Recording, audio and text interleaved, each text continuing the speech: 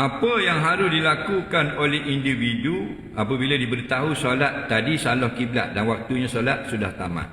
Baik. Salah kiblat boleh berlaku pada dua tempat.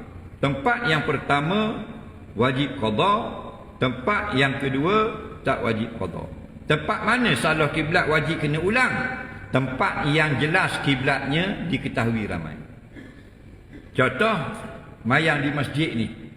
Nah, dia masa mari lagi pukul 1 pagi tutup dah. Pintu ni tutup tak nampak merah. Dia pun semayang 2. Tapi tak kena. Lepas salam, salah kiblat, wajib tak ulang. Wajib pada tempat yang jelas kiblat. Ada satu lagi tempat ulama sebut tak wajib ulang. Tapi bila dapat arah yang baru, hendaklah semayang pada arah yang baru, iaitu tempat yang tidak ada arah kiblat. Contoh di Gilau, matahari tak nampak, langit mendung, tak nampak pula, tak nampak daratan. Maka wajib ijtihad.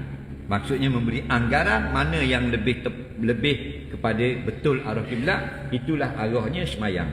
Lepas semayang situ, orang bangsa pula tak kena pula berasa kuat belah ni. Hak ni tak wajib ulang dah. Kerana ini ijtihad, ini juga ijtihad. Al-ijtihadu la yunqidul ijtihada. Ijtihad yang kedua tidak boleh membatalkan ijtihad yang pertama. Betul belaka dah kira. Tapi kita pergi rumah orang, tuan dia kat bodoh kod ni kiblat dah. Sini dah. Rumah orang, kampung orang.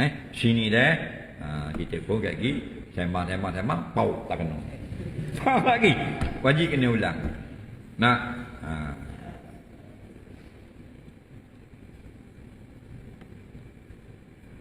Dah waktu habis dah. Kalau dalam waktu i'adah ulang.